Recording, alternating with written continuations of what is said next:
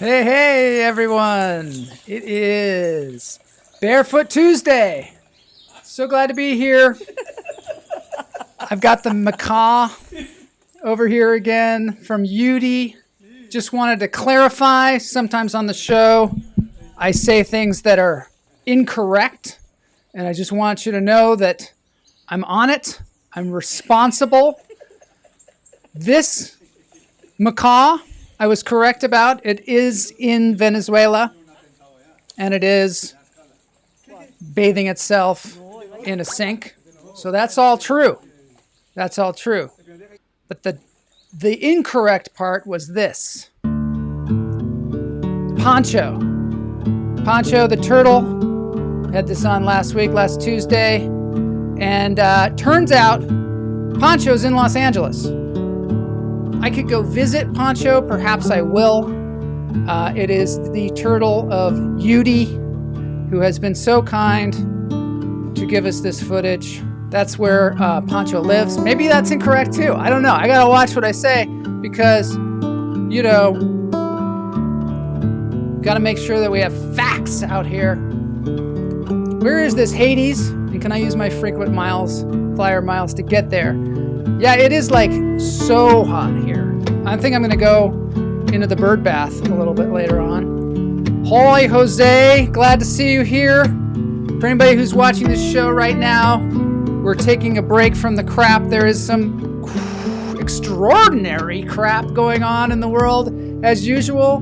So this is a moment to disconnect your nervous system from that kind of badgering. Fast pass to Hades.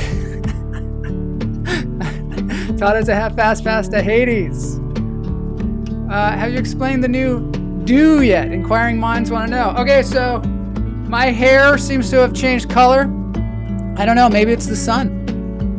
The other thing that I did with it was, I went to a salon, got my hair done because I got a new manager. All right, let's hear some applause about that. I got a manager. The manager said, hey, we need to get your hair back to the normal color it was. So go out there and get that handled. So I did, but also in doing that, I found out from the hair person that I got to put some oil in my hair because it was super dry.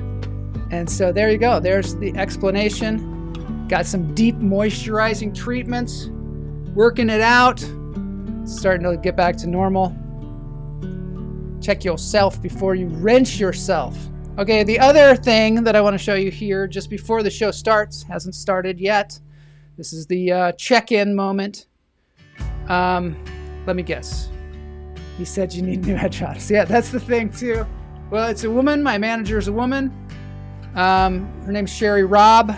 She didn't even tell me to get new headshots, which is so refreshing, right? It's totally refreshing.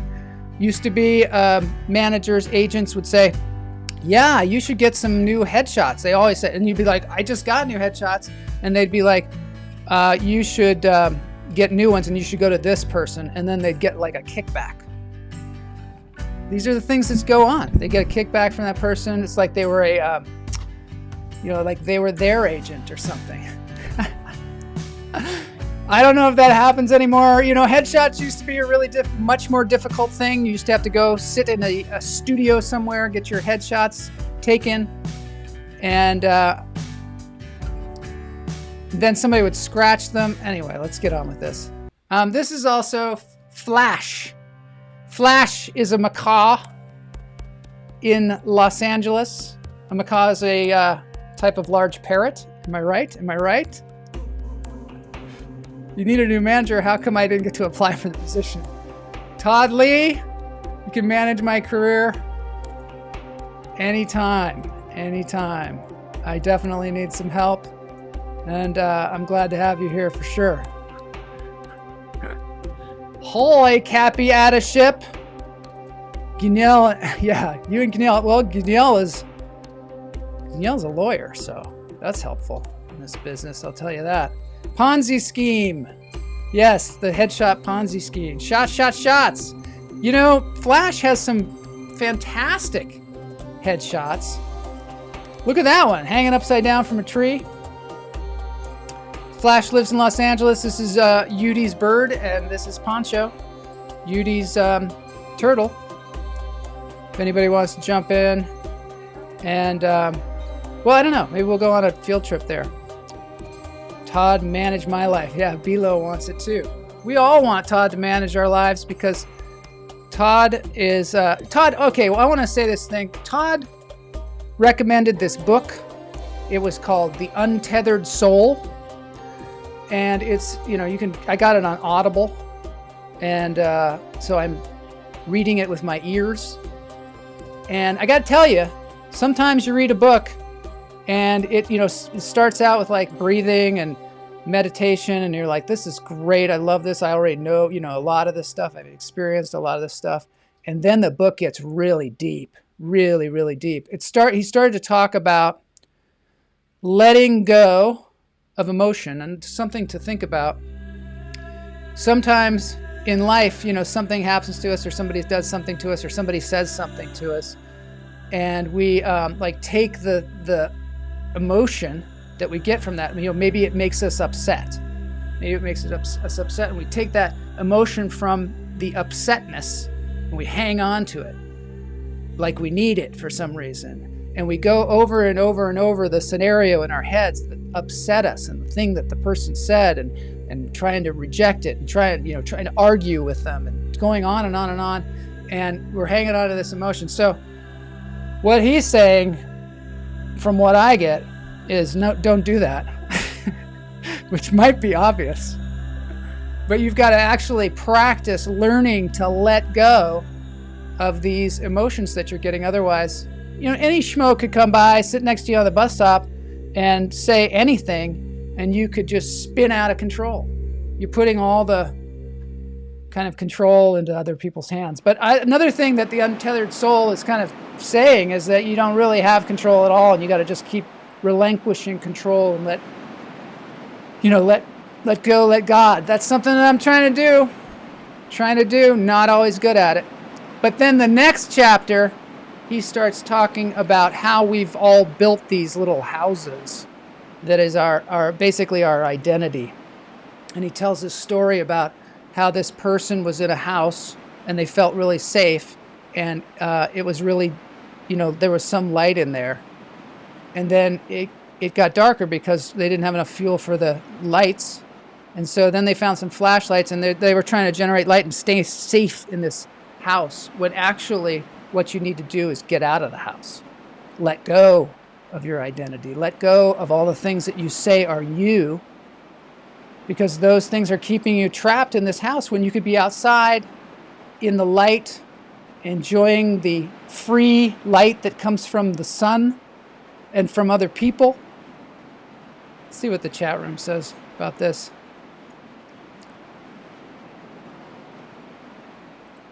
Yudi, yes, she's from Venezuela.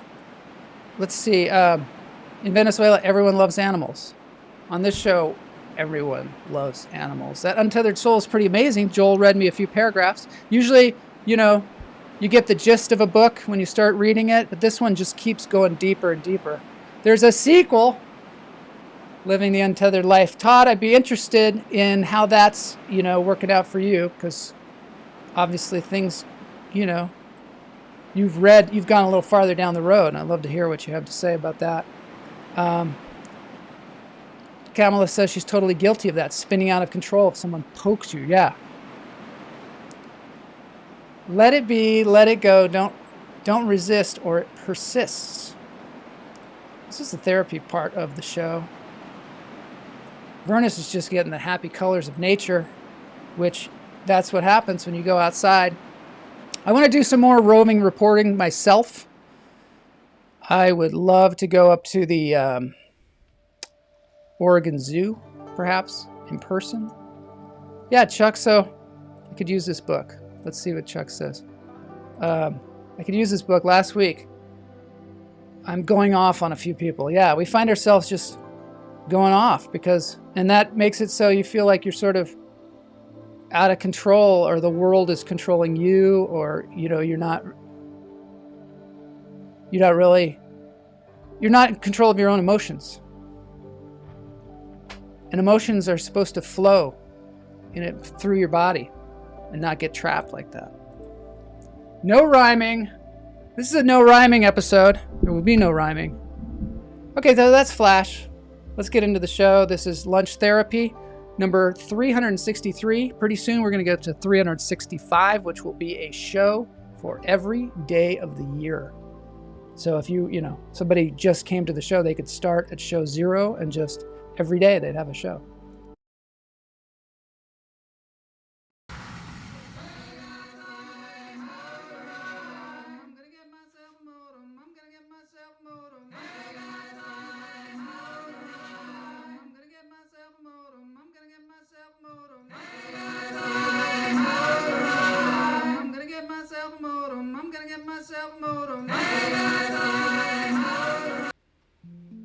All right, so I'm out here in the bird bath, getting a little bit of a bath because it's so hot out here. Oh my God, it's so hot. Todd, you said this thing about we can go on the wildlife animal. Wait, where is that? You can go on the wildlife animal farm when you're up for Thing. So we're going up to Thing, to Port Townsend, Washington. We're going to go see these incredible bands and things. Anybody wants to go, we're going to be there.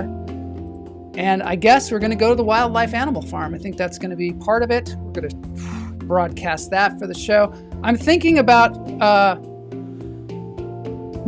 Squim. Is that where that is? Because when I was a child, we went to a wildlife Northwest Trek, I think it was called, and we would go there. And one of the things that I remember was the llamas, and that they would spit on you if you didn't give them marshmallows. That doesn't seem like real wildlife, though, does it?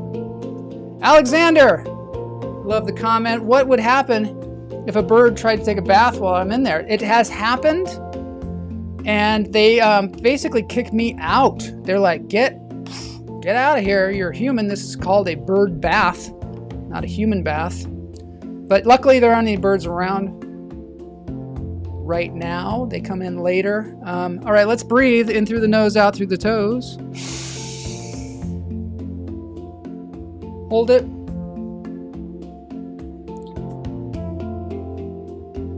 Let it go. Cappy Addership says, lose control of your God. Do you mean lose touch with your God or faith? It's a good question.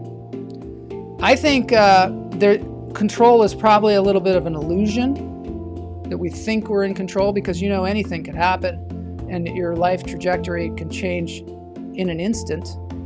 And so I think probably keeping in touch with some kind of higher power, God, a lot of us call that God, is I think it's a healthy relationship, because you can kind of realize, okay, I'm going to try and control some things, but I'm also going to allow things to happen, because a lot of times when we control our life, which I am totally guilty of this, I control my life and I think I'm controlling it, but I'm absolutely missing other opportunities that I haven't even thought of yet.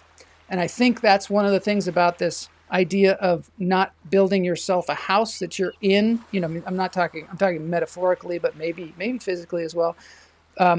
Keeping yourself, we know this from COVID and being stuck in the house, is that we're limited. And so if we become limited by our own, I call it a mind cage, which is a thing where we say, oh, I'm like this. I'm not good at math. I can't sing. I get nervous when I talk in front of people. And we're building this house around us where those things all of a sudden become not as possible anymore. And so I guess that's what I'm talking about. I'm talking about that. Olympic Game Farm. Is that what it's called? Lions and tigers and bears. Squim. So squim, that's how you spell it. It looks like sequim.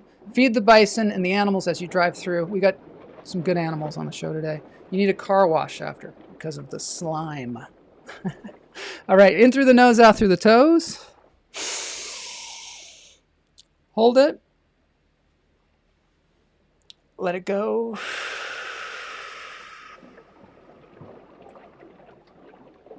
One more time, in through the nose, out through the toes.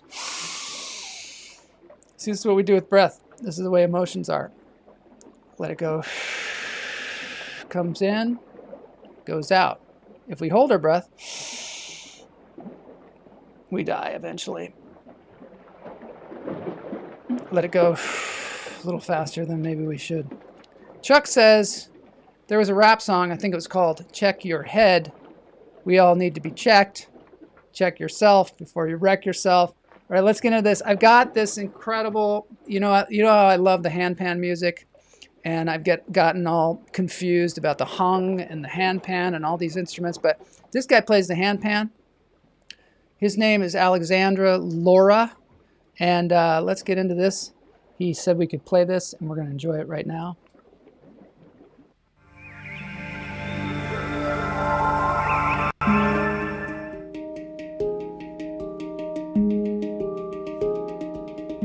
So, Alexander Laura. I'm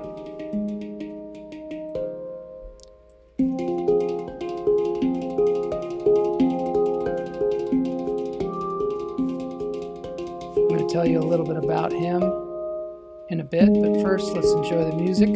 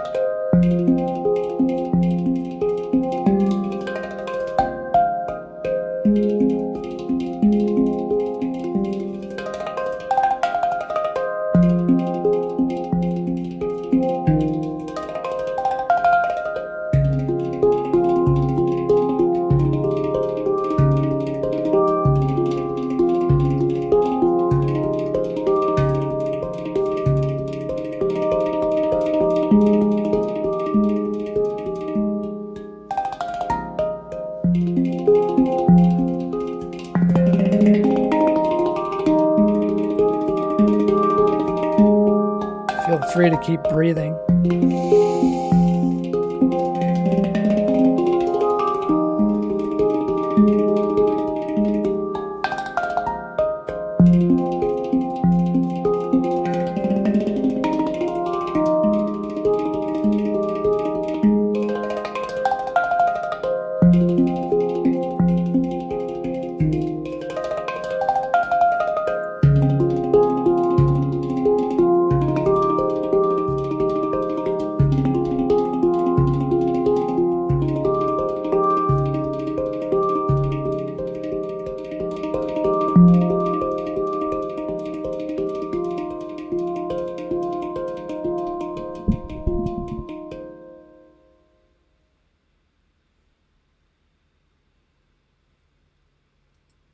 So you can find, ooh, there's me again. Not me. You can find his music wherever you get music, but also on his website, which is alexandralaura.com. He spells Alexandra, Alexandre. See it up there. He was up for a Grammy in 2017 for world music. He is, this is kind of interesting. He's up in Washington State in Port Townsend teaching.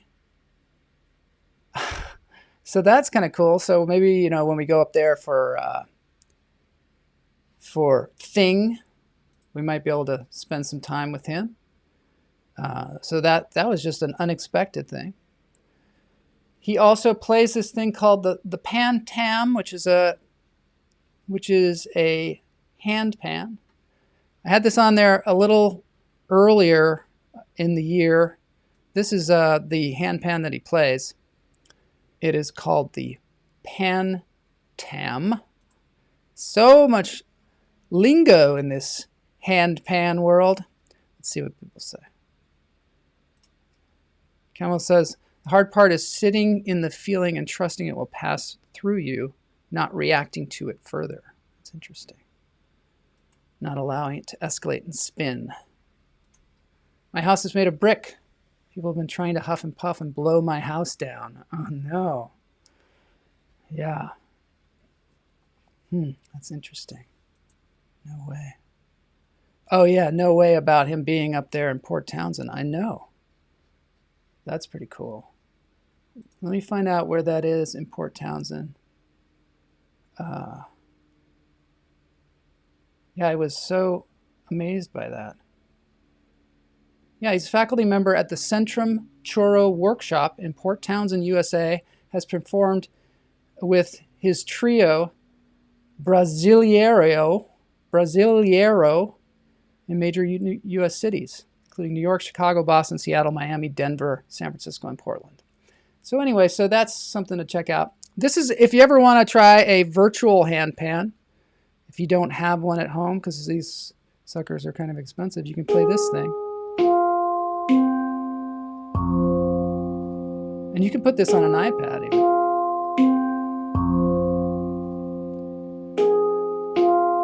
Just playing it now. They're all tuned to different scales. They have different tuning, and you can try all kinds of them here, which is really awesome. You can change at the top there the style that you want. This is quite amazing. And then actually you can have two of them. You can make it play itself here.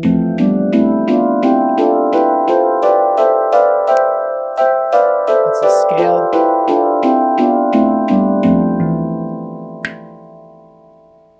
Anyway, enjoy that. It's at yishama.com. I'm going to put that on the screen for a second here. Yishama.com.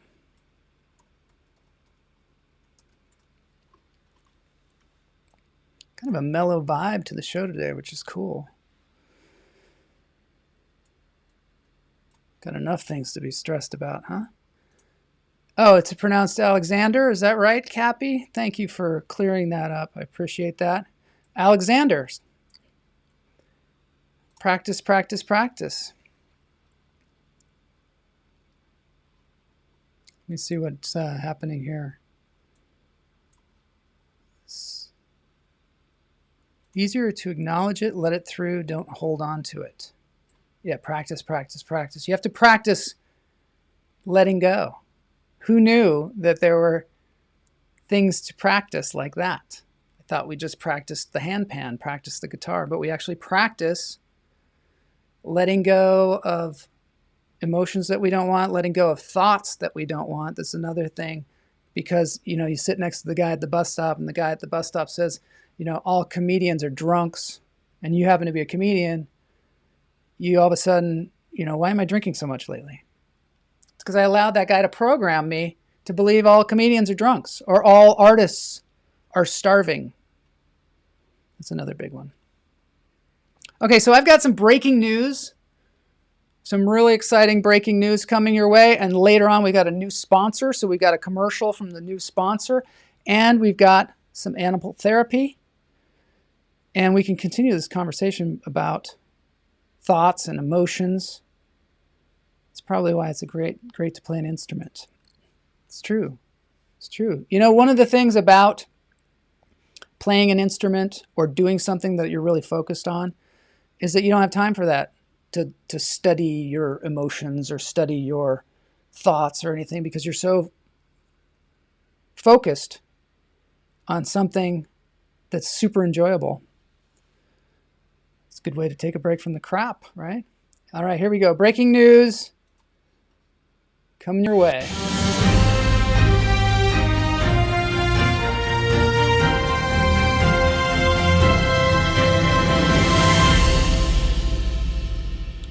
Okay, many of you know about the Homer Simpson doll figure that Jeff Lohman has been taking around the world for decades. This is the Instagram, if you're not following this, Homer's Odyssey, 1990. Here's Homer Simpson all over the world. I mean, he's been to most every continent, many more cities than I've been to. Look at him there. He is with the great pyramids. He is riding a bicycle. He went to Iraq, I believe. It just goes on and on and on. One of the things that, and you can check this out anytime, Homer's Odyssey, there he is at Disneyland. And here he is. This is pretty exciting. Ginny Sykes took him to meet his maker. Can you believe there are no comments? This is Matt Groening with Homer, and he got a tattoo, which is super cool. So the tragic thing about it is, this is one of the last times we saw Homer.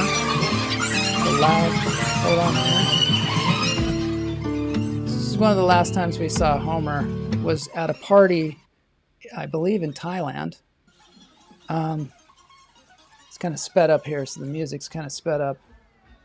But here he goes past security, and he goes up to the stage.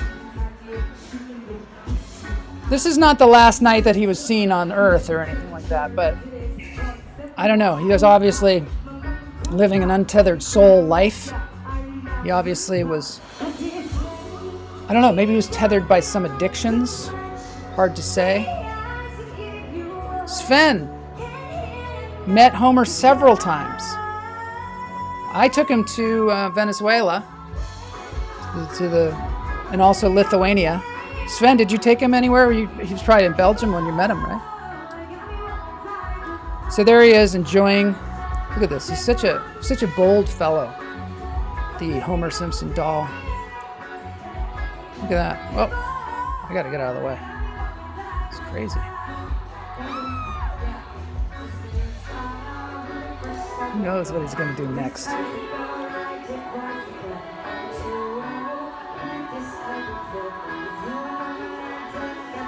Homer lives in your garage. Oh my gosh, he's hiding out in your garage, Alexander. Alexander has the same name as our handpan person. That's cool. Spelled a little differently. So kidnapped. He got kidnapped that night. Maybe that was a precursor to what would befall him later. Look at him just partying. Multiple partners.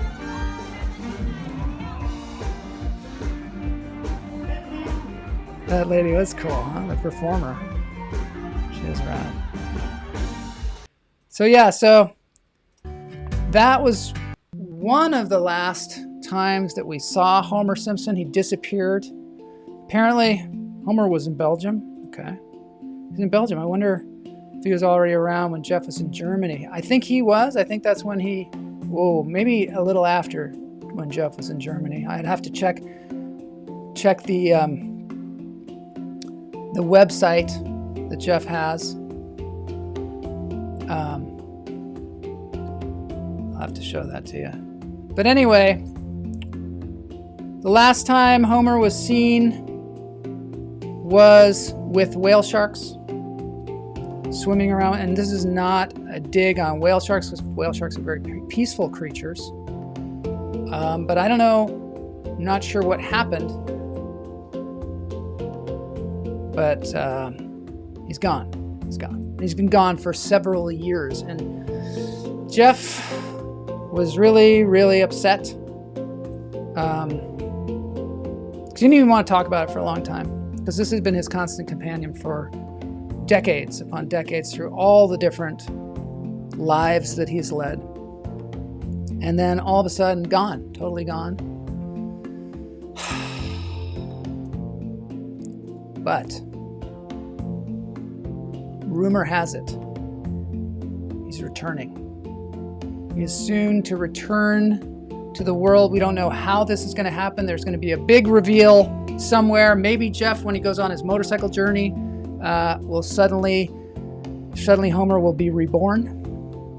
But I just wanted to tell you all that in anticipation. Oh my gosh, that thing's going to eat my head. But I'm not afraid, because it's a whale shark and they eat plankton. So they don't eat lunch therapy hosts or Homers, for that matter.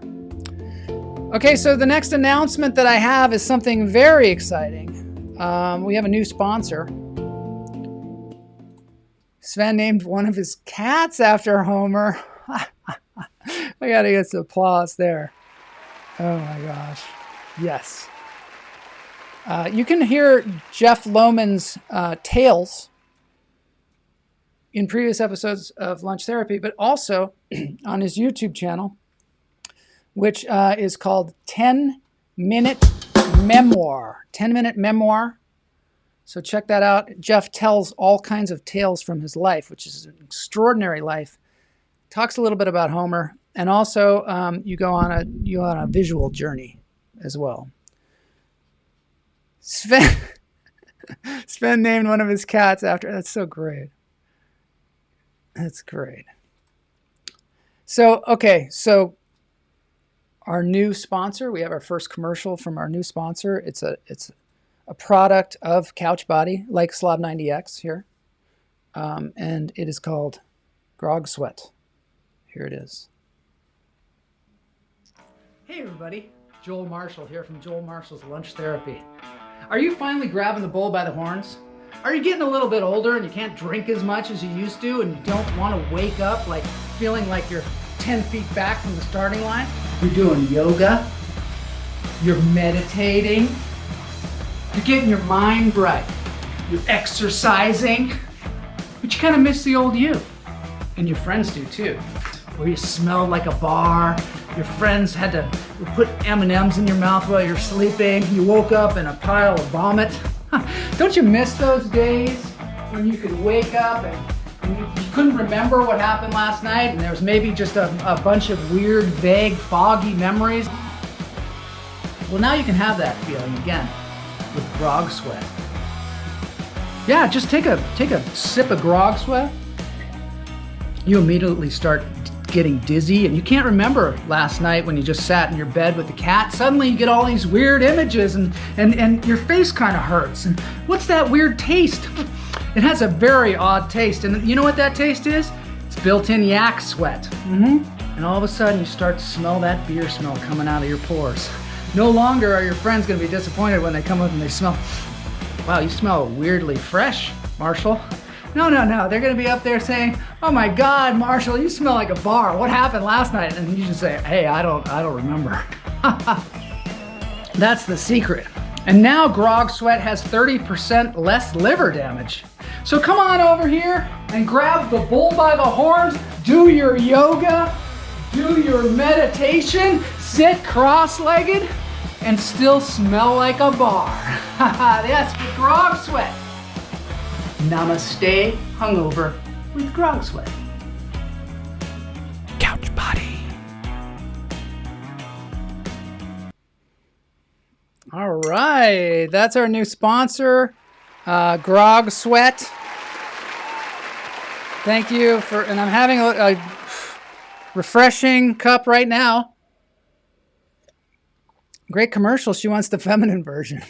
I do. There is apparently they're working on, that version is for all people, but they are working on a more feminine based version, definitely. Sloth effects, 30% less liver damage. Yeah, it's real yak sweat. So speaking of yak sweat, need a cologne. Yeah, they're going to have all kinds of, I think, spin-off products. So they're just, starting with the liquid form. It's good, and you can maybe even put like a little behind each ear. If you're going out to a place where you're, maybe like you're going to a coffee shop, or maybe you're going to like McDonald's to like eat like a bunch of food because you're so hungover. That's always a smart thing to do. All right, so let's move on to wildlife therapy. Ace will buy their body spray. Right, that's a good idea. All right, that's wildlife therapy now.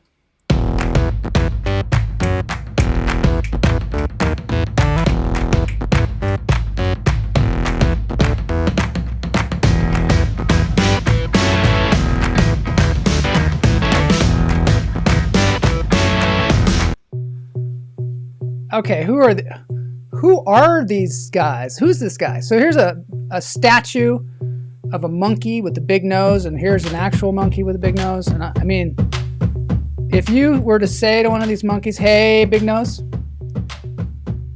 it would probably, if it could speak English, it would probably say, thank you. Because apparently this is a proboscis monkey.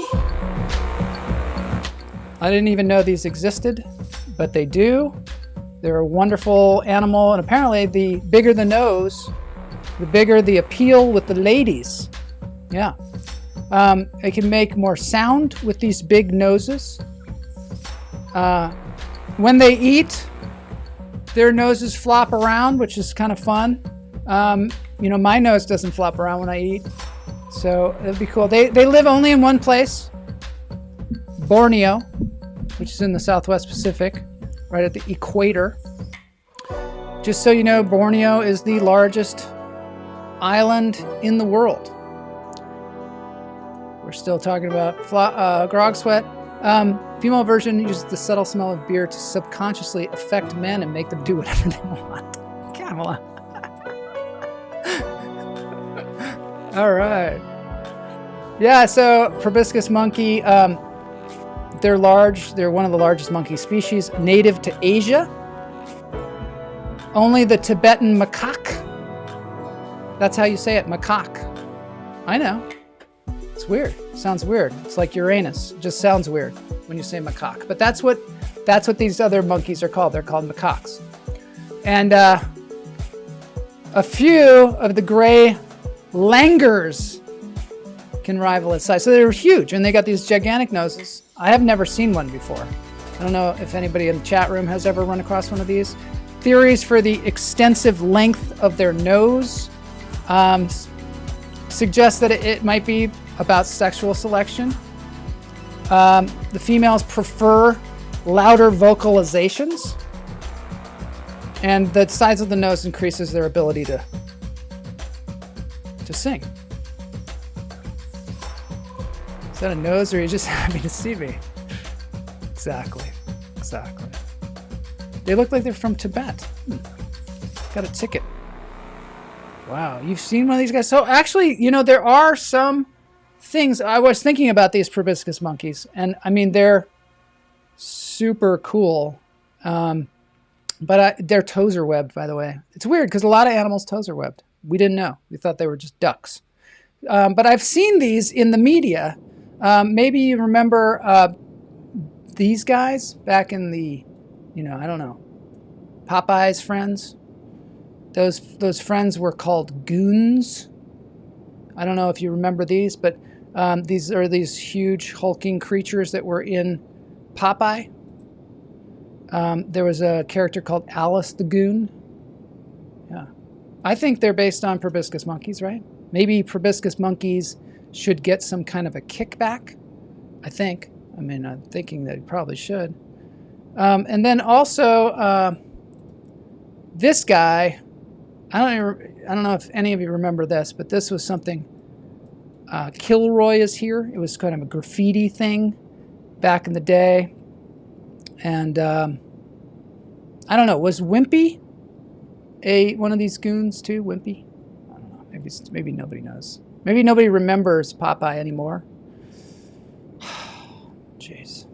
So the Kilroy is here was something during the war that people would put all over the place, and it was sort of it was like a meme, one of the first memes, and he looked just like a proboscis monkey. Endangered, of course. Yeah, their habitat is shrinking by the day. You know what? Try to take a break from the crap around here.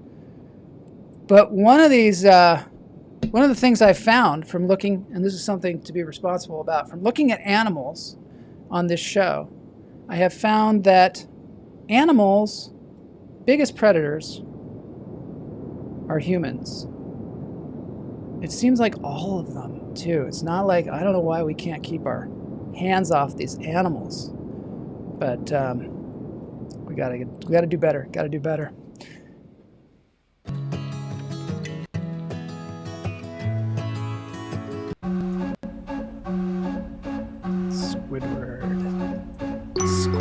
Squidward looks like that, too, yeah. It's definitely influenced media. Sometimes Chuck says things, I don't know what he's talking about. Grateful Dead have chick pics. Okay, look out. The title of the show today is What's the World's Most Dangerous Bird? And the answer is the cassowary. This happens to be one. I don't know if you've ever heard of the cassowary. It's related to the emu. They're very, very large animals. They can grow up to 6.5 feet tall. Yeah. And why are they so dangerous? They don't look that dangerous. There's one delightfully eating I don't know, tomato or something like that. Well, I'll tell you why they're dangerous. It's because of their feet. They have these feet. Look at these feet. Their feet are like big old horrible weapons. They're apparently related to velociraptors. And if they get mad at you, or you think that they think that you're going to eat one of their eggs, they come running at you, and they will just take one of those toes and just jab you with it, and you could die. They killed people. Maybe we deserve it. Maybe we deserve it. They're just trying to protect their eggs. Interestingly enough, the emu and the cassowary and possibly the ostrich, I don't know about the ostrich, but the female will lay the egg and just leave it there. And then the male has to come over and sit on it and incubate it. Yeah, they're beautiful animals. Yeah, that's one of the things is you see one of these things, see that blue neck, you see the thing on its head, and you gotta leave because you don't want to piss them off. And you don't know what's going to piss them off. You don't know what's going to make them think that you're going after their egg. And you know what? Humans can probably stay away from these things because, you know, in Australia, the Australian administrative officers stationed in New Guinea were advised, this is some kind of weird, I don't know, factoid, but they said, if you're going to eat one of these things, it should be cooked with a stone in the pot. And when the stone is ready to eat, so is the cassowary. That's what they said. And so it's got really tough, it's really tough meat, apparently. And the other thing is it's got that thing on the top of the head. They don't know why that's there. Similar to the proboscis of the proboscis monkey. It's like they think maybe it's, the females think it's hot when they got those things. And also, it might also make them louder. Bird godfather. They were also related to something called the elephant bird, which is a gigantic bird that is now, humans were around when the elephant bird was, but I guess we killed it off. That was a humongous bird that was like 12 feet tall and walked around. I mean, imagine meeting one of those in a dark alley. They have road signs. Speeding has killed cassowaries, so you know, you think that foot is wicked. What about those stupid four-wheel machines that we drive around, right? Imagine if there was a show hosted by a cassowary and he was talking about humans one day. I don't think he'd have that many great things to say. Look at that. There's a bunch of cassowaries. Stop trying to eat animals. Makes you want to be a vegetarian. Well, these birds are not in the United States. And maybe I can fact check from any of the birds aren't real people out there, but from what I understand, the birds aren't real phenomenon is happening only in the United States, because it's the United States government that has replaced all the birds with flying drones. And in other countries, such as where the cassowaries are from, it's not an issue. The birds are real there. Gary Shandling bird. Runner. Yeah, they run. They run fast, of course. Have you all seen that video? And I had this on the show one time. There's a video where a guy is being chased by an ostrich. Let's see if I can call that up for you. Just a sec. So if you can imagine, like now that you know the weapons that these things have, when you see this, you're just going to be like, oh no. It's pretty scary. So here we go. Let's look at this video. This is a guy being chased by an ostrich.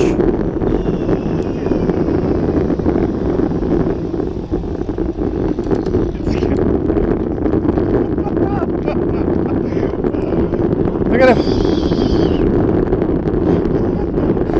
They run fast.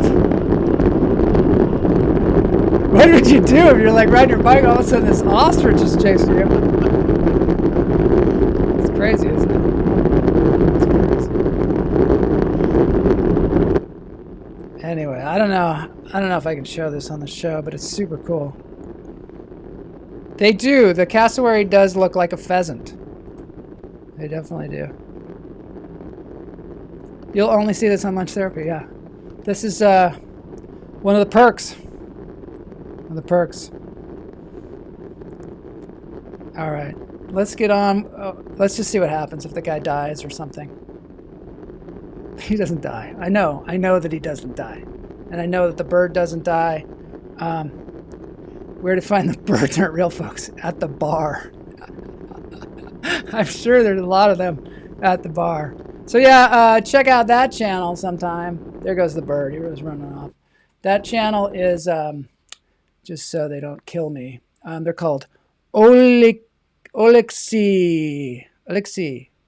Yeah, that's hilarious. I don't know how they got that. Just because we have to end the show pretty soon here, I'm just going to end with a little ASMR soap. Just a few things to set you off on your way. I don't know. For those of you that are kind of new to the show, I haven't shown this in a while.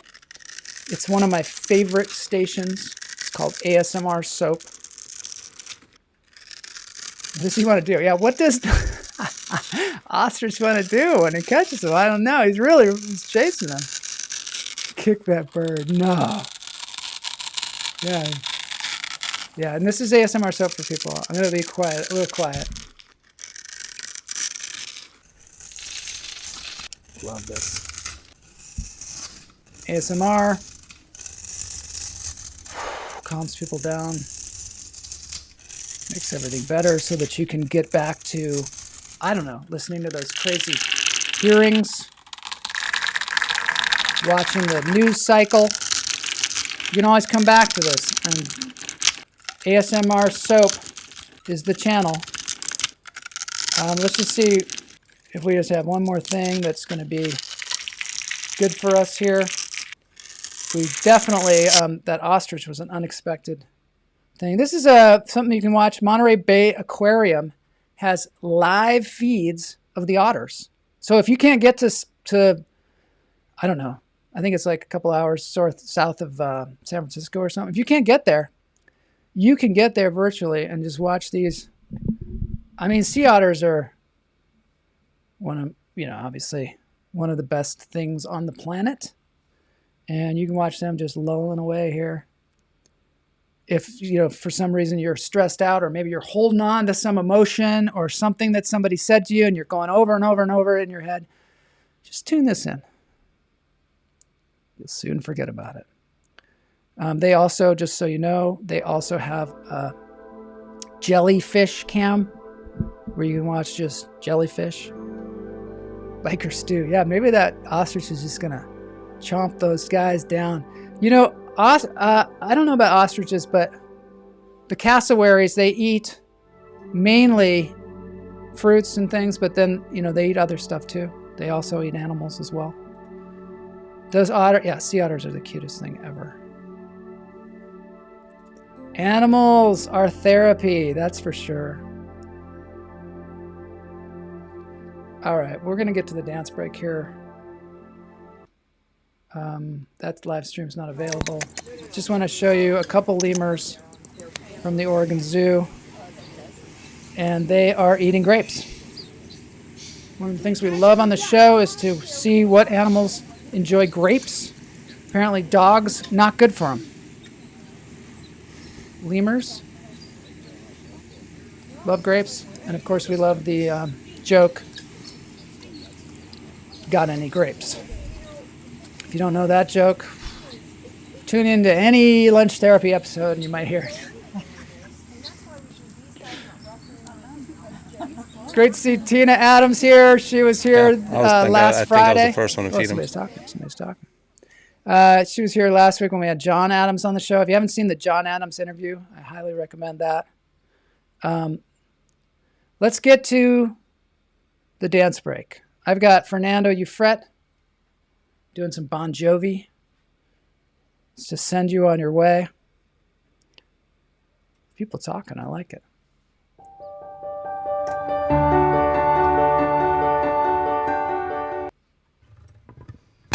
There he is, one of our favorites, Fernando Ufret, a member of the House of Gryffindor, singing some Dead or Alive, Wanted Dead or Alive. Let's see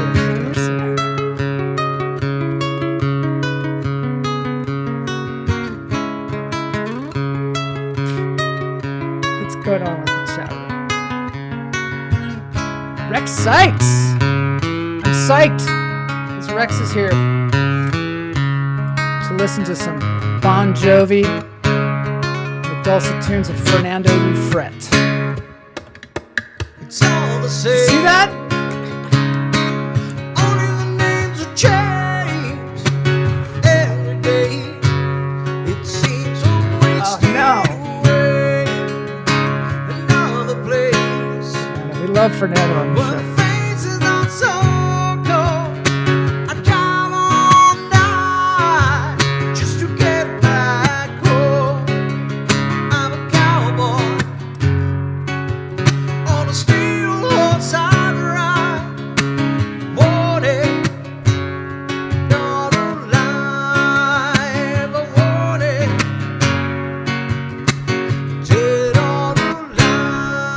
Bare feet on today.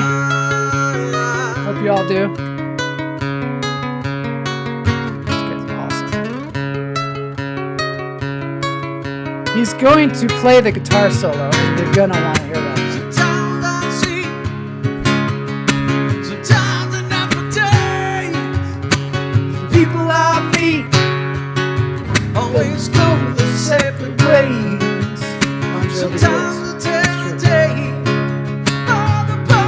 I'll live in that country where John Bon Jovi rules.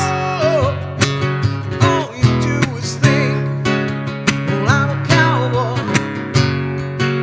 On a steel horse I'd ride, and I'm Wanted. wanted, dead on the line. Wanted, wanted, I gotta see that. dead on the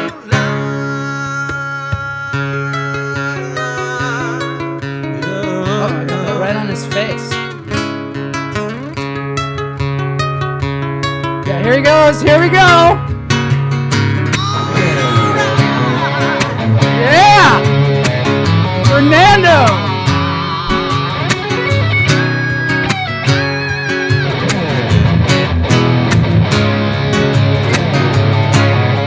I know, it does. It looks effortless.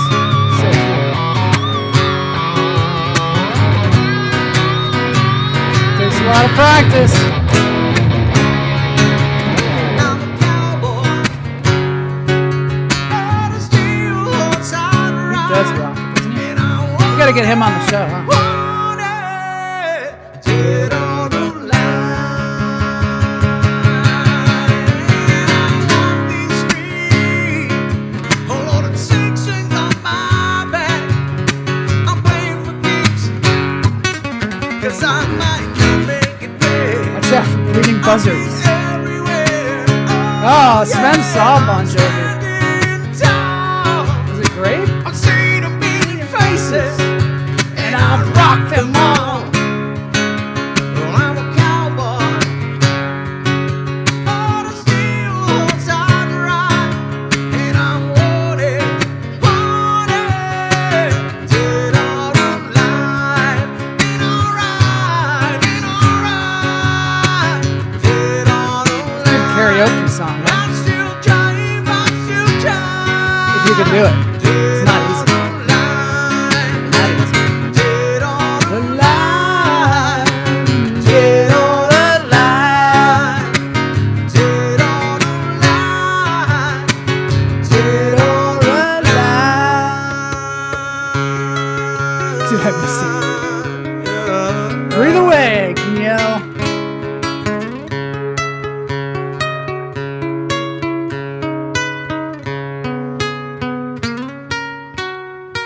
See y'all on Friday for more lunch therapy. Have a great day.